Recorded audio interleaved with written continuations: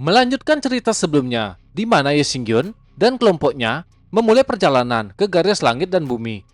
Ketika mereka sudah dekat dengan tempat tersebut, tiba-tiba terjadi sebuah ledakan.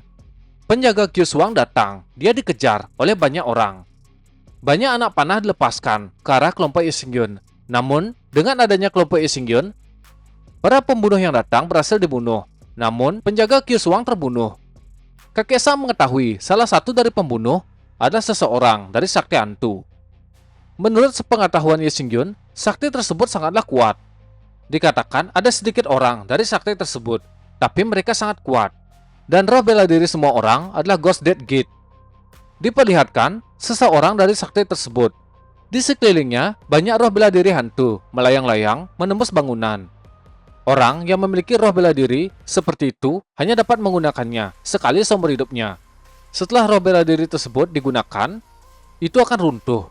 Lebih tepatnya, ini adalah roh dari Ghost Dead Gate yang digabungkan dengan tubuh, membentuk garis keturunan kematian hantu. Setelah memiliki darah hantu, mereka hanya perlu menggigit leher seseorang. Dan orang yang lehernya digigit akan menjadi budak yang paling setia. Informasi yang dikatakan oleh Ye Xingyun membuat kakek Sang bertanya, mengapa orang-orang dari sakti itu membunuh keluarga Oshi dan tidak meninggalkan satupun dari mereka. Ye Xingyun menebak, kemungkinan mereka ingin menciptakan jenis mereka sendiri. Perkataan Ye Xingyun membuat si gendut bingung dan menanyakan apa maksud perkataan Ye Xingyun. Dikatakan, jika mereka ingin sepenuhnya mengintegrasikan Ghost Dead Gate, mereka perlu menyerap energi kematian dari orang-orang yang sudah mati untuk mengaktifkan garis keturunan kematian hantu. Oleh karena itu, orang-orang dari sakti hantu secara umum dibagi menjadi dua kelompok. Satu kelompok bertanggung jawab untuk membunuh, dan kelompok satunya lagi bertanggung jawab untuk melakukan penyerapan. Kakek Sang bertanya ke Ye Xingyun apa yang harus mereka lakukan sekarang. Seketika, Ye Xingyun bergerak sambil berteriak, pergi ke keluarga Oshi. Orang-orang dari sakti hantu harus dilenyapkan. Keberadaan orang-orang tersebut seperti momok bagi dunia ini. Berpindah ke keluarga Oshi, terlihat sebuah bangunan dengan pintu gerbang yang besar. Di atas pintu berisi tulisan keluarga Oshi. Di dalam kediaman keluarga Oshi terlihat banyak mayat berserakan. Sepertinya mereka dibantai oleh seseorang. Di atas bangunan ada seseorang yang menatap ke bawah, di mana mayat-mayat tergeletak. Dia tersenyum melihat orang-orang yang sudah tidak bernyawa. Orang tersebut memperlihatkan taring sambil mengatakan kalau dia telah berhasil. Saat ini, Ye Xingyun bersama kelompoknya sudah sampai di keluarga Oshi dan memasuki kediaman tersebut. Mereka menatap ke sekeliling. Ye Xingyun melihat sebuah peti mati dan dapat mengkonfirmasi tebakannya benar. Si Jie melihat ke sekitar dan menemukan salah satu dari mereka adalah pamannya sendiri. Kakek San juga melihat ada seseorang di atas bangunan dan meneriakkan nama Oshi Kuang. Pria yang ada di atas bangunan menjawab kalau dia bukanlah Oshi Kuang, seperti yang dikatakan oleh kakek Sang. Mendengar hal itu, kelompok Ye Xingyun memandang laki-laki tersebut. Mereka memberikan tebakan kepadanya. Pria tersebut memperkenalkan diri. Namanya adalah Gui Kuang. Itu adalah seorang pria dengan rambut putih, memegang pedang di tangannya. Tanpa banyak bicara, Ye Xingyun melesat maju. Pedang tanpa ampun dikeluarkan. Dia memberikan serangan kepada Gui Kuang. Gui Kuang tidak tinggal diam. Saat ini tangan kanannya mengarah ke samping. Sebuah kekuatan keluar dari tangan tersebut. Sedangkan pandangannya menatap lurus ke depan, di mana Ye Xingyun berada. Ye Xingyun sudah berada di depan Gui Kuang. Pedang tanpa ampun sudah siap untuk dihayunkan. Di saat yang sama, Ye Xingyun merasakan ada pergerakan. Dengan cepat Gui Kuang menggerakkan pedangnya dan menghalangi serangan dari Ye Xingyun. Benturan kekuatan antar dua pedang terjadi. Mereka berdua didorong mundur beberapa langkah. Kekuatan benturan sangatlah kuat. Ye Xingyun yang merasakan kekuatan Gui Kuang, dia merasa kekuatan tersebut sangatlah kuat. Namun hal itu membuat Ye Xingyun bertambah semangat. Di samping, si Jie memanggil pria tersebut sebagai paman. Dia bertanya, kenapa pamannya membantai semua anggota keluarganya sendiri. Melihat Gui Kuang terdiam, si Jie kembali berteriak meminta penjelasan. Tangan kanan Gui Kuang digerakkan. Sambil memalingkan wajah, dia mengarahkan tangannya ke tempat si Jie. Seketika, sebuah serangan dikeluarkan yang membuat si Jie terpental. Serangan yang diberikan cukup kuat, hingga membuat tembok yang ditabrak si Jie hancur, membentuk lubang. Gui Kuang tersenyum dan berteriak, mengatakan mereka semua mengenal orang yang salah. Tangan kanan Gui Kuang mengeluarkan aura yang kuat. Sebelum melepaskan serangan, dia mengatakan, serangan tersebut adalah hukuman karena mereka mengenal orang yang salah. Yi Xingyun berdiri tegak. Dia berkata, sekarang kau dikenali sebagai orang yang salah. Mengapa kau begitu bersemangat? Gui Kuang bertanya, siapa pemuda di depannya? Mengapa dia ikut campur dengan urusan keluarga Oshi? Yi Xingyun menjawab, kau ingin tahu? Kau belum memenuhi syarat untuk mengetahui namaku. Perkataan Yi Xingyun yang sombong membuat pria yang bernama Gui Kuang kesal. Tiba-tiba, Gui Kuang berubah menjadi bayangan hitam. Perlahan mulai menghilang. Yi Xingyun memejamkan matanya. Sebuah cahaya menyelimuti tubuh. Pada bagian kulit, muncul beberapa sisik berwarna emas. Yi Xingyun melakukan 9 perubahan darah. Si gendut yang melihat Yi Xingyun, namun seseorang akan menyerang.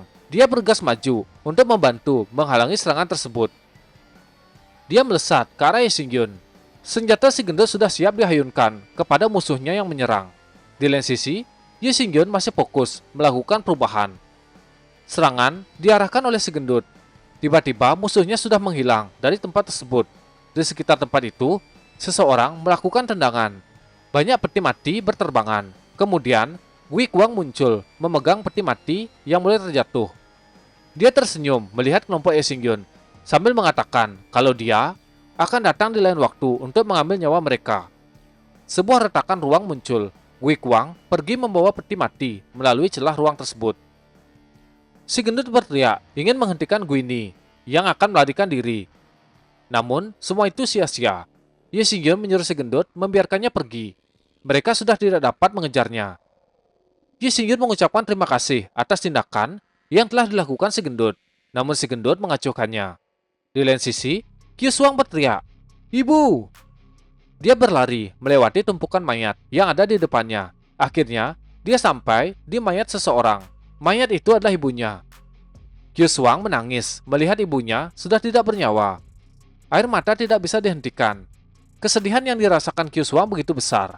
Yuntian yang merasakan suasana berduka menyuruh Yi Xingyun dan kelompoknya pergi terlebih dahulu agar Qiu Shuang bisa menenangkan diri. Yi Xingyun mengikuti perkataan Yuntian. Namun, dia akan menyuruh si gendut berada di sini. Takutnya ada kejadian yang tidak terduga. Si gendut tidak membantah perkataan Yi Xingyun. Yi Xingyun pun meninggalkan tempat tersebut. Saat ini dia sedang berjalan-jalan di kota bersama dengan kakek Sang. Dalam perjalanan, dia mendengar ada pelelangan yang akan berlangsung. Dikatakan, dalam pelelangan akan muncul makhluk asing. Yi Xingyun terus berjalan di dalam kota. Berpindah ke aula resepsi rumah lelang. Seorang pelayan melihat 2 orang yang tidak dikenal. Mereka masuk ke dalam rumah lelang. Pakaian mereka lusuh. Itu adalah Yi Xingyun bersama dengan kakek Sang. Dia berjalan melewati para pelayan. Salah satu dari pelayan berkata, "Tamu yang terhormat, untuk berpartisipasi dalam pelelangan, Anda harus menyerahkan 100 keping batu roh tingkat tinggi." Namun Yi Xingyun terus berjalan, tanpa mempedulikan pelayan tersebut. Sesaat, sebuah kantung dilemparkan. Yi Xingyun berkata, kantung tersebut berisikan 200 batu roh tingkat tinggi. Pelayan tersenyum menerima kantong itu. Berpindah ke tempat lelang, juru lelang berbicara, mengucapkan selamat kepada tamu yang telah berpartisipasi dalam lelang. Saat ini, lelang telah dimulai. Salah satu dari tamu berhasil memenangkan relik suci dengan harga 5 juta batu roh tingkat tinggi. Juru bicara kembali berkata, perkataan itu membuat para tamu lelang penasaran benda apa yang akan dilelang selanjutnya. Juru lelang mengatakan, yang akan dilelang adalah makhluk hidup. Sebuah benda berbentuk kotak dikeluarkan oleh petugas. Benda tersebut ditutup dengan kain. Juru lelang berkata, jika ada salah satu dari mereka bisa menebak makhluk apa yang ada di dalamnya, dan jika dia berhasil memenangkan lelang, rumah lelang akan memberikan diskon 10%. Saat ini, Yi Xingyun telah tiba di tempat pelelangan. Kakek Sang mengingatkan Yi Xingyun agar tidak gegabah dalam lelang. Para tamu mulai memberikan tebakan untuk makhluk yang akan dilelang selanjutnya. Juru bicara mengatakan, tebakan semua orang salah. Kemudian penutup kotak dibuka secara perlahan. Juru lelang berbicara, tidak ada yang menduga makhluk tersebut. Sesosok laki-laki dengan tubuh kecil berada di dalam kotak. Kotak itu adalah kurungan besi. Pria tersebut dipenuhi dengan luka. Pria ini adalah Gaodong, dari ras kurcaci. Wajah Ye Xingyun langsung suram. Kakek Sang menanyakan, apakah orang tersebut adalah teman Ye Xingyun? Mata Ye Xingyun langsung bersinar. Dia berkata, tidak peduli, ada berapa banyak orang yang kuat di sini. Jangan harap mereka bisa menghentikanku.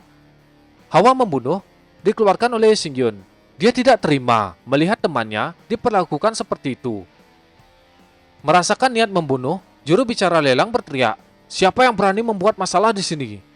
Orang yang kuat dikeluarkan oleh Ye Xingyun. Api menjalar dari tubuhnya. Orang-orang yang berada di samping Ye Xingyun langsung menyingkir. Mereka merasakan tekanan yang sangat kuat dari pemuda tersebut.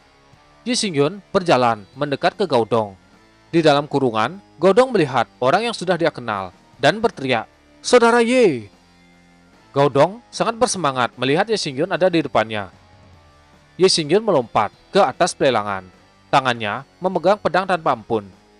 Sebuah tebasan dilepaskan oleh Ye Xingyun.